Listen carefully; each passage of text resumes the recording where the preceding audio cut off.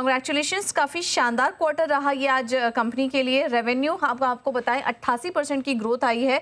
इस बार भी घाटा ही था वैसे, लेकिन हमने देखा कि घाटे में कमी आई है और कामकाजी जो घाटा था वहां पर भी थोड़ी कमी देखने को मिली है और मार्केट रिएक्ट कर रहा है क्लियरली टॉप लाइन में। और हम देख रहे हैं कि आगे के लिए भी आउटलुक थोड़ा बेहतर बनता हुआ कंपनी के लिए नजर आ रहा है।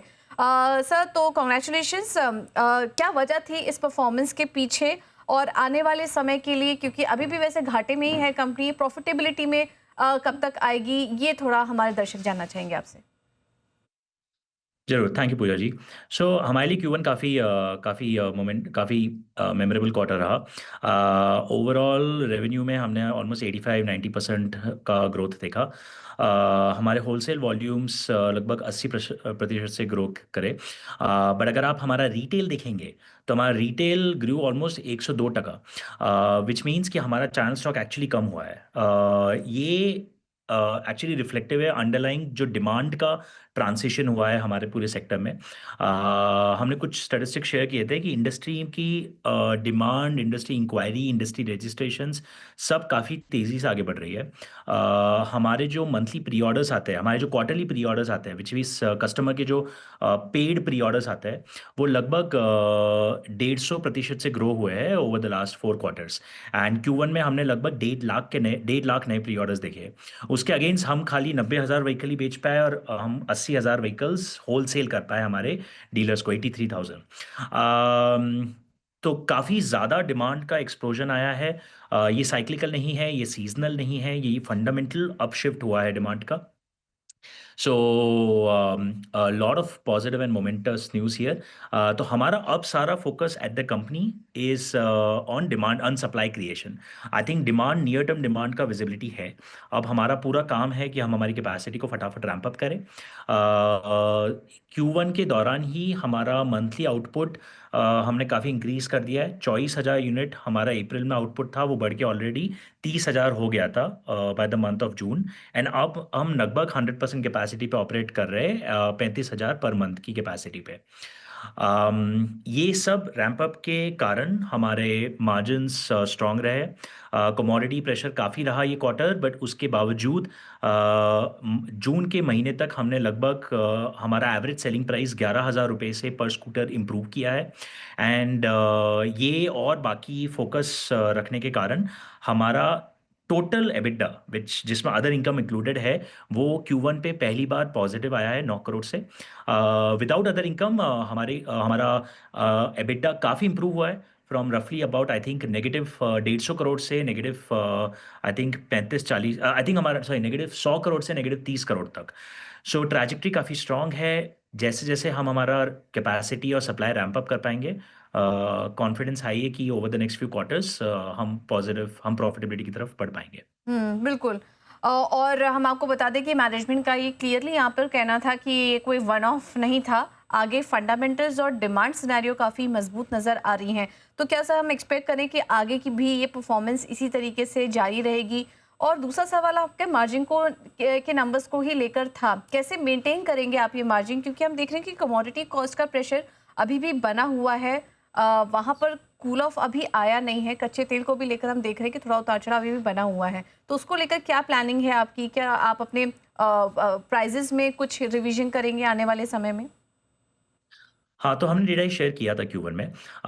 कमोडिटी का नियर टर्म प्रेशर काफ़ी रहा है। लगभग 5.6% का नेगेटिव इम्पैक्ट हमने Q1 में लॉक किया कमोडिटी इन्फ्लेशन के कारण। हमारा इंटरनल कमोडिटी इंडेक्स जो है वो लगभग 45-46% से अप हो चुका है over the last 4 to 5 quarters. So obviously वहाँ पे प्रेशर काफ़ी है। एंड हमने गाइडेंस दिया है कि हमारे हिसाब से लगभग 100 से 200 बिप्स का और इम्पैक्ट आ सकता है over the next few quarter. So ये 5.6 might become 6.5 or even 7% over the next few quarters. But मुझे लगता है कि अब हम we are near the top.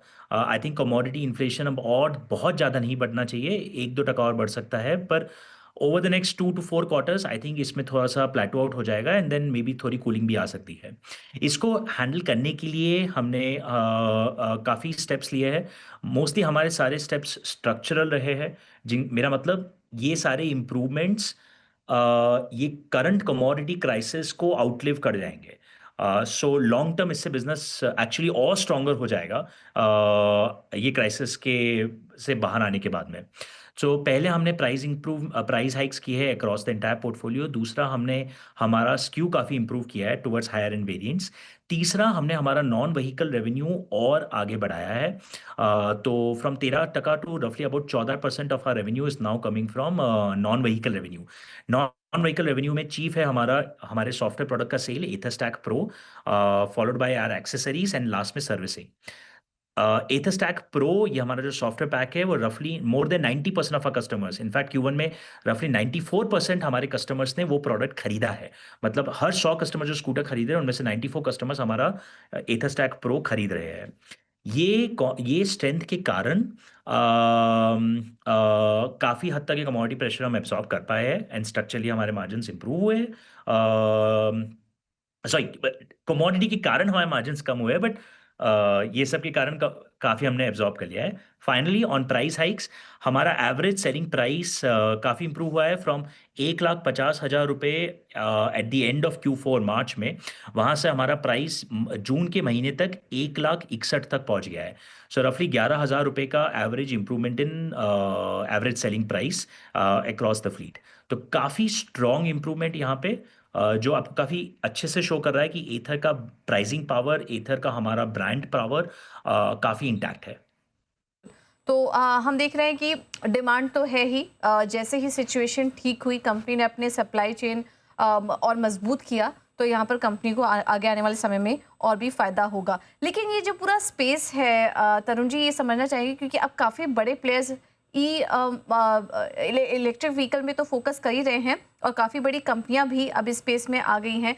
But क्योंकि आपका प्रमोटर बेस भी काफ़ी स्ट्रांग है तो आपको उसका फ़ायदा भी आने वाले समय में मिलेगा। बट ओवरऑल क्या जो मार्केट शेयर इस बार हमने देखा था 14% से बढ़कर 17% के आसपास आ चुका था, इसको आप आगे भी मेंटेन रखेंगे, कॉन्फिडेंस है आपका? और आने वाले समय के लिए क्या स्ट्रैटेजी हो कि आपका मार्केट शेयर ऐसे ही मेंटेन रहे, कॉम्पिटिशन को कैसे फेस करेंगे आप? सो कुछ महीने पहले हमारा मार्केट शेयर ऑलमोस्ट 20% तक पहुंच गया था एंड मुझे कॉन्फिडेंस है कि हमारा राइटफुल मार्केट शेयर 20% से ऊपर है। टेम्परली फॉर 1 से 2 क्वार्टर और आप एक्सपेक्ट कर सकते हैं कि हमारा मार्केट शेयर या तो फ्लैट रहेगा या फिर शायद कम भी होगा, क्योंकि डिमांड पूरी है बट हमारा कैपेसिटी इंक्रीज लीनियरली नहीं होने वाला है। हम 35,000 से 40,000, 45,000, 50,000 ऐसे नहीं बढ़ा सकते कैपेसिटी। हमारा कैपेसिटी स्टेप इंक्रीज में आने वाला है। तो we will go from 40 to 35,000 a month to 77,000 units a month by the end of this financial year. So ये स्टेप जंप के कारण इंटरिम पीरियड में हो सकता है हमारा मार्केट शेयर थोड़ा सा स्लाइड भी करे, बट डिमांड अंडरलाइन काफ़ी स्ट्रांग है। आई थिंक एथर ने हमने जिस तरह से हमारा बिजनेस और ब्रांड बनाया है, हमने काफ़ी अलग पहचान इंडस्ट्री में एस्टैब्लिश करी है। हमारे प्रोडक्ट्स अपने एक्सपीरियंस के कारण, अपने फीचर सेट्स के कारण, उनके डिज़ाइन के कारण एक अलग प्रीमियम और एक अलग कस्टमर बेस को अट्रैक्ट कर पा रहे हैं। सो मुझे काफ़ी हाई कॉन्फिडेंस है कि despite the presence of many strong players in our industry, हम लोग कॉन्फिडेंटली हमारा मार्केट शेयर मेंटेन एंड नई कैपेसिटी के साथ ग्रो कर पाएंगे जी इन द कमिंग ईयर। बिल्कुल, तो नई कैपेसिटी के साथ मार्केट शेयर हम देखेंगे आने वाले समय में बढ़ता हुआ भी नजर आएगा। कंपटीशन को भी फेस करने के लिए कंपनी पूरी तरीके से तैयार है। सर, आपका प्लान है 29 अगस्त को आप पहली इलेक्ट्रिक स्कूटर लॉन्च करने जा रहे हैं। अभी तक इनिशियल रिस्पांस कैसा मिला है और क्या एक्सपेक्टेशन है इस नए लॉन्च के चलते, और आगे की क्या योजनाएं हैं और क्या नए लॉन्चेस हैं पाइपलाइन में? हाँ, थैंक्स पूजा। सो हमारे आज मार्केट में 2 इलेक्ट्रिक स्कूटर्स है, एथर 450 एंड एथर रिस्ता। एथर 450 हमारा प्रीमियम एंड परफॉर्मेंस स्कूटर है, जो लगभग जिसके ज़्यादा वेरिएंट्स 1.5 लाख रुपए के प्राइस पॉइंट के ऊपर ऑपरेट करते हैं। एथर रिस्ता हमारा फैमिली स्कूटर है, जिसके ज़्यादा वेरिएंट्स 1.25 लाख से 1.5 लाख के बीच में ऑपरेट करते हैं। हमारे लिए सबसे बड़ी अपॉर्चुनिटी नए मार्केट में 1 से 1.25 लाख रुपए वाला सेगमेंट है, जहाँ पे हमारे हमारे अंडरस्टैंडिंग में almost 50% of our industry, 50 to 60% of our industry उस प्राइस पॉइंट में एग्जिस्ट करती है एंड आज एथर वहाँ पे प्रेजेंट नहीं है। तो ये हमारे लिए काफ़ी बड़ी प्राइस पॉइंट सेगमेंट है। यहाँ पे एथर का ब्रांड काफ़ी स्ट्रांग है, बट हमारे पास इसके लिए प्रोडक्ट नहीं था आज तक। तो इस सेगमेंट में हमारा एक प्रोडक्ट लॉन्च करने के लिए, और वो भी काफ़ी एथर प्रोडक्ट होने की ज़रूरत है, क्योंकि उसमें वो सॉफ्टवेयर फीचर्स रखने हैं, उसमें अच्छी क्वालिटी की बैटरी, चार्जिंग, सारे सॉल्यूशंस रखने हैं। तो हमने एक नया प्लेटफ़ॉर्म बनाया है ग्राउंड्स अप, जिसका नाम है ईएल प्लेटफ़ॉर्म। और वो ईएल प्लेटफ़ॉर्म पे हमारे फ्यूचर के सारे स्कूटर्स लॉन्च होने वाले हैं, और उस प्लेटफ़ॉर्म पे हमारा पहला स्कूटर हम 29 अगस्त को बैंगलोर में हमारे annual event ether community day पे, जहाँ पे हमारे काफ़ी कस्टमर्स और मीडिया एंड इंडस्ट्री ऑब्जर्वर्स आते हैं, वहाँ पे लॉन्च करेंगे। ये हमारे लिए काफ़ी इम्पोर्टेंट लॉन्च है, बिकॉज़ इस प्रोडक्ट के साथ हमारा mainstream platform EL platform launch हो जाएगा। यही प्लेटफ़ॉर्म है जिसको हम हमारी नई फैक्ट्री छत्रपति संभाजी नगर महाराष्ट्र में गो लाइव कर रहे हैं इस दिवाली पे। हम्म। सो इस प्रोडक्ट के साथ और इस प्लेटफ़ॉर्म के साथ हमें काफ़ी उम्मीद है कि हम हमारा कैपेसिटी काफ़ी बढ़ा पाएँगे, एंड हम मेनस्ट्रीम मार्केट में काफ़ी तेज़ी से मूव कर पाएँगे। बिल्कुल। और थोड़ा मैं यहाँ पे सवाल को अपने करेक्ट करना चाहूँगी। नए ईएल प्लेटफॉर्म में कंपनी इस इलेक्ट्रिक स्कूटर को अपने लॉन्च करने जा रही है सेगमेंट में। तो ये काफ़ी बड़ा फ़ायदेमंद होने वाला है आने वाले समय में कंपनी के लिए। ऑलराइट तरुण जी, बहुत बहुत धन्यवाद आपका आज समय देने के लिए, और आने वाले तिमाही के लिए भी सर बहुत बहुत शुभकामनाएं आपको।